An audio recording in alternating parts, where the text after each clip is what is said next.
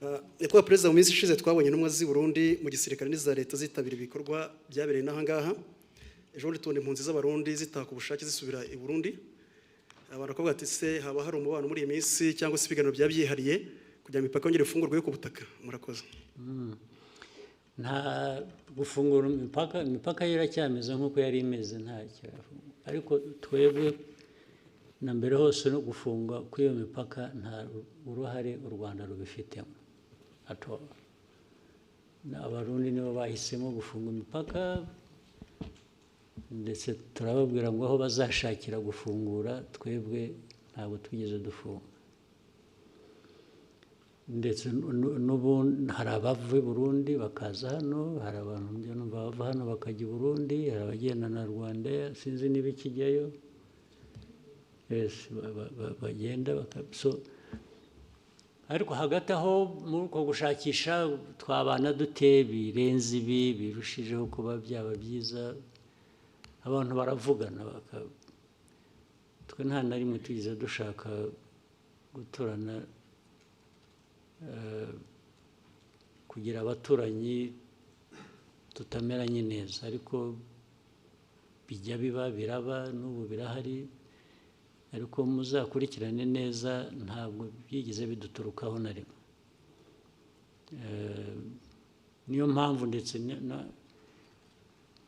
kugenda no kugaruka rimwe na rimwe, twe nta abantu iyo bashakiye baraza, bashakiye baragenda. Nabo aba impunzi niba duha za UNHCR cyangwa abandi bakorana n'impunzi bakaza bakavugana nabo, niba hari abumva bamaze kurambirwa ubuhunzi bashaka gusubira iwabo, twe tubaha UNHCR ikabatwara. Ntabwo twagumisha hano ashaka gutaha, n'ubundi yaje hano atari uko tubazanye, ahubwo ni uko bahuye n'ibibazo iwabo bagashaka kugira ngo baze babe hano. Nta kintu gishya rero kindi. Good afternoon, sir. Thank you for this press conference. Kind of a follow-up on where we started. At the same time that we have a meeting coming up in Washington eventually, at the same time you have a narrative that has been developing in these last weeks and touching on something that doesn't seem to be the way it is presented, talking about humanitarian crisis that is incredible, millions of people displaced in Eastern Congo, that people need to have access to Goma, and that is especially developed in Europe, for what we can see. So sometimes also it reminds me of 10 years ago, or 2012, 2013, what is this thing about Goma? Because as soon as M23 took in 2012 Goma, the whole world went cuckoo. And now again, everybody wants to have access to Goma. So what is there? Because it's at our doors. At the same time, I believe that after 25 years, to have MONUSCO there, which was also part of the forces that, beginning of this year, were shooting at Rwanda. I mean, for Rwanda, this becomes something that maybe needs to be taken up. Like, how long can a force like that still stay there? And especially that they've been part of the belligerent attacking Rwanda. Mm-hmm. So what is this thing about Goma that nobody knows? Well, Goma is near a volcano, which sometimes erupts, and so maybe that seems to be the factual thing about Goma. The rest are just stories. But from what you started saying, what is it that didn't actually originate from Europe? You asked something about Europe, and you are saying the stories about Goma and so on are originating from Europe. But what is it that didn't originate from Europe about this story or about this problem. If you look at the whole history and the old history, but even the recent history, you have had Europe always in the mix of things in and between our countries, and even to do with the crisis we have in Eastern Congo or the region.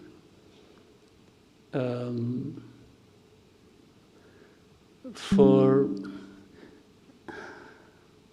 about Goma, I don't fully understand. And talking about humanitarian crisis, yes, there is suffering, there is no question about it. But actually, it seems there was more suffering before the crisis, or at the beginning of it. As of today, I think the suffering is still there, but maybe less than. But to talk about humanitarian crisis so much is to find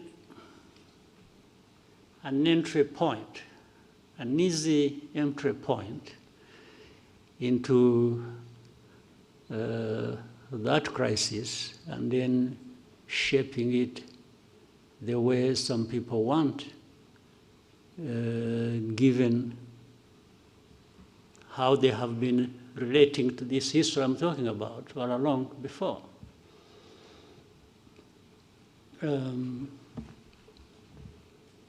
You cannot talk about just crisis or humanitarian crisis without highlighting the root cause of that. And people have always avoided bringing up matters to do with the root cause, because in the end it exposes people like that. So there is always a way to shape things in a manner that there is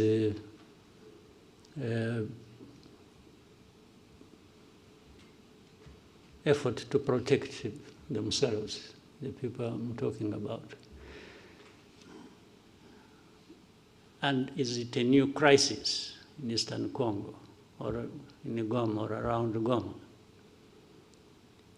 You remember this crisis, I have said this before, and you have heard it even from other people, or you know it yourselves. This crisis was there 2012, came back 10 years later. Why can't people try to understand? What is it? How can you have a problem 2012 and 10 years later you have a repeat of the same problem? It means, but yet, all those 10 years, we had this international presence. And many years before that, supposedly to address these problems. So much money spent, so many people involved,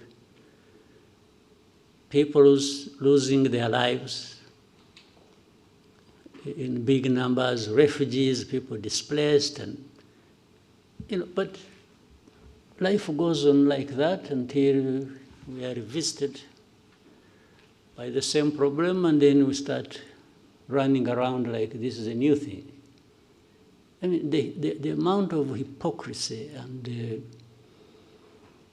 even double standards and real insensitivity of some of these powers that we know, who are associated with the cause of these problems, or who accompany the crisis in a way they have chosen, and in the end, they are the ones making so much noise about, they look like they are really hurt by the suffering of people. These are people touched and offended by people suffering. But this is just trash of pretense. If you are like that, you have heard people talk about values, you see our values, blah, blah, blah, blah. It's a lot of nonsense. If you have the power of everything, whether political, money, or whatever, and then every day you're talking about values and so on and so forth, and even want to teach others how to respect values, yet you are the cause of the suffering, and you are the cause of the perpetuation of that. What kind of pretense is this? And you can't just, so when you see these people, coming out with a lot of anger on this and talking about, you see us, you've made a mistake, we are going to do this.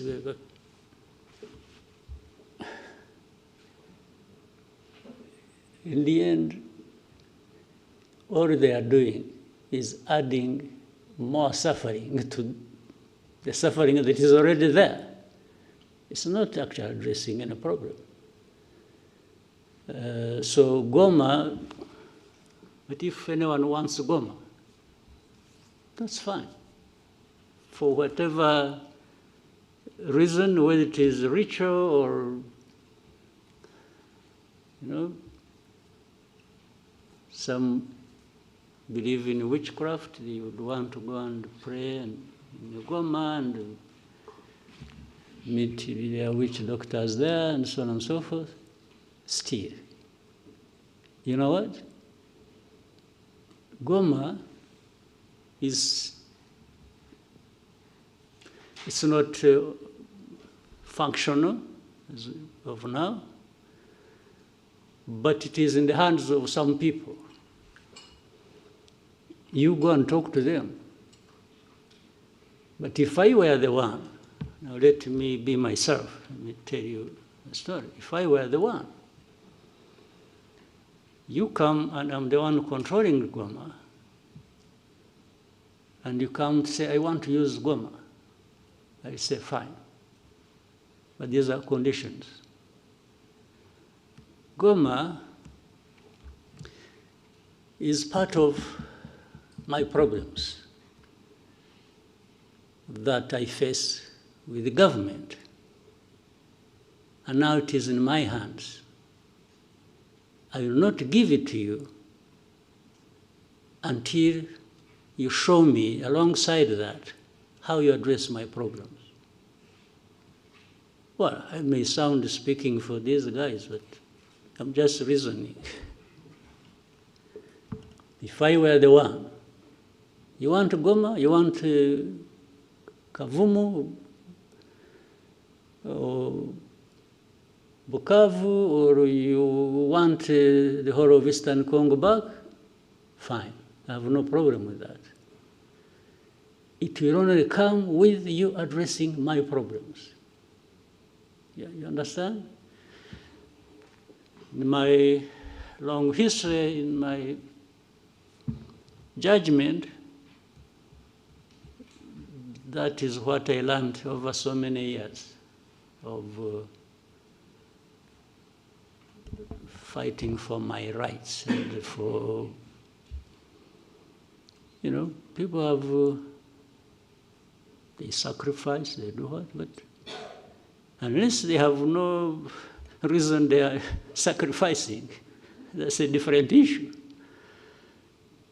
But if they are, everything should be put together. You want this, I'll give it to you. I have no problem. But we came to this point because of this reason.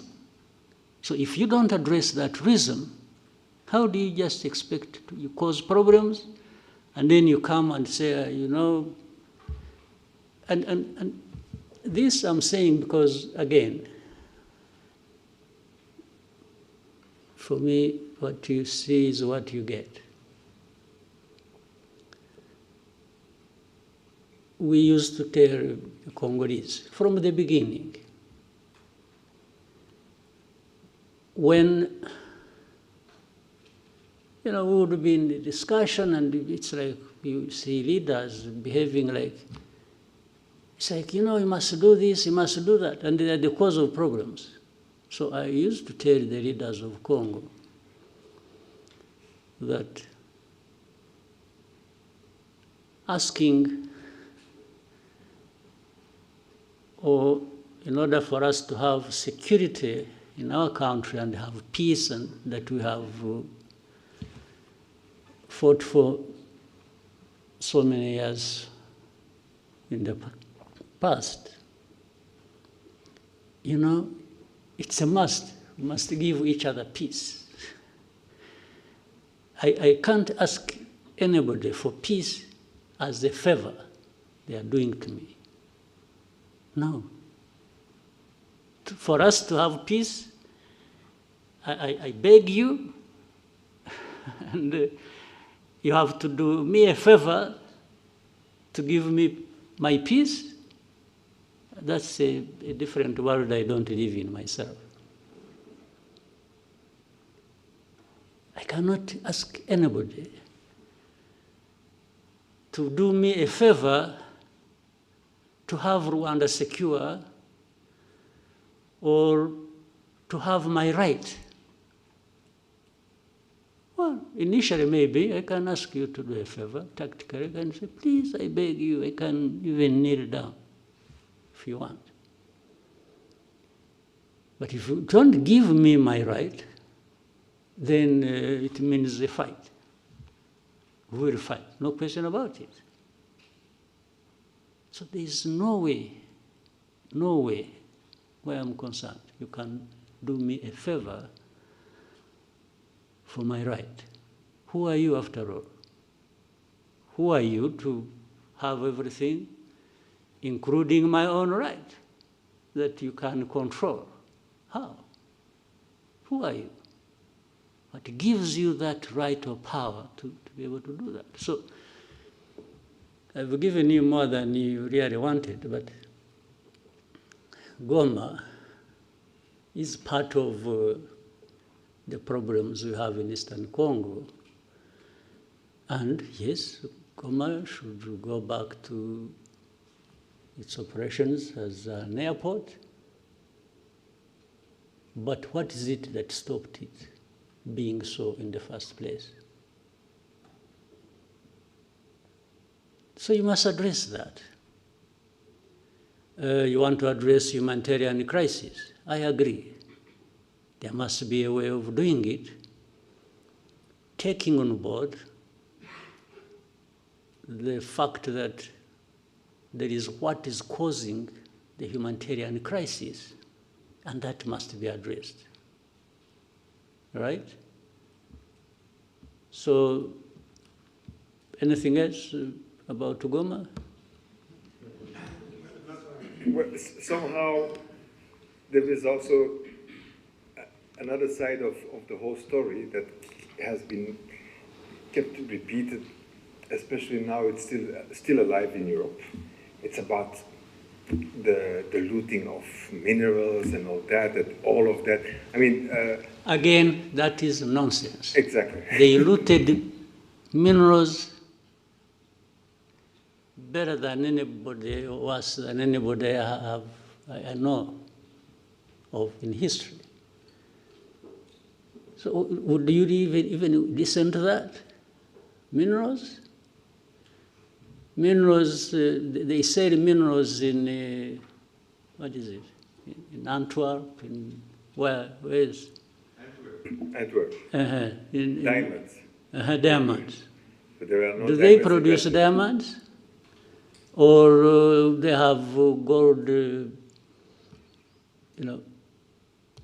bullions they took long ago and they are adding more. Do they have a lot of gold really? Do they have gold mines? These Europeans? They take it, okay. To make their case even simpler or less than it is, they may even say, no, but the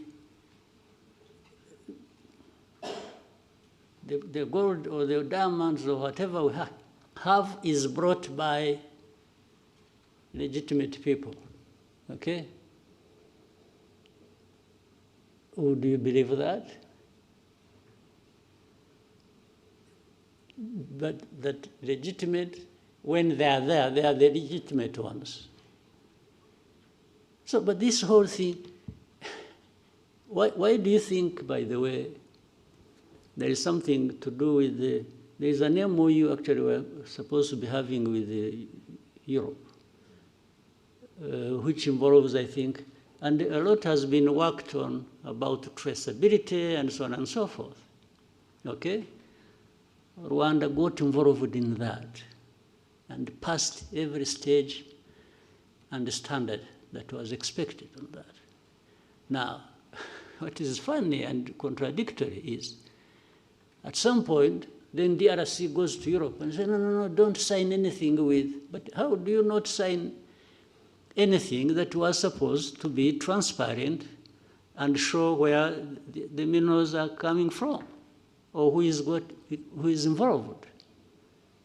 So on one hand, you want to be clear that there is nothing except that Congolese always passed through here, and some sold it here to Rwandans who went and sold it to somebody else. Others, they said it through Burundi, through Uganda, through the neighbors.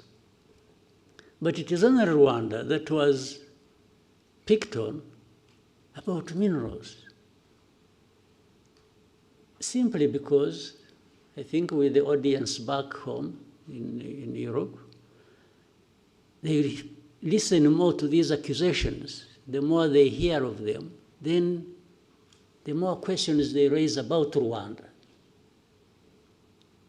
Whether what they are saying is happening or has happened or not. So, minerals, really think, okay, FDLR, that actually at some point was in control of Goma, or the surroundings of Goma. Why are they found to be innocent in the whole equation? And yet every day we point out things to do with FDLR. But they are not interested. They are saying, no, they are few, they are... Well, if they think they are few, they should come here. We will take we give them face-to-face conversation with those that have been brought from Eastern Congo recently. They will tell them the stories. But do you think they even want to do that? Haven't some of you journalists, maybe, I hope you're also not selective about what you want to know. Haven't you asked to go and meet these people who have been brought from Congo, the FDLR, to tell you their stories that show you how they are so embedded and intertwined with the Congolese forces and other systems of government? So that plays behind the scenes role, and you don't see it at the forefront being talked about. In fact, some of these FDLR have been doing mining in Eastern Congo. Where do they take their minerals? Maybe those are the minerals that end up in Europe But they would rather hold Rwanda responsible based on the stories around minerals. What sense does it make? You know, don't... sometimes we overrate people. We overrate them in a sense. We think they have, when it has been said by Europeans or by this, then it must be true. But these are the things they get involved in. Petty things. And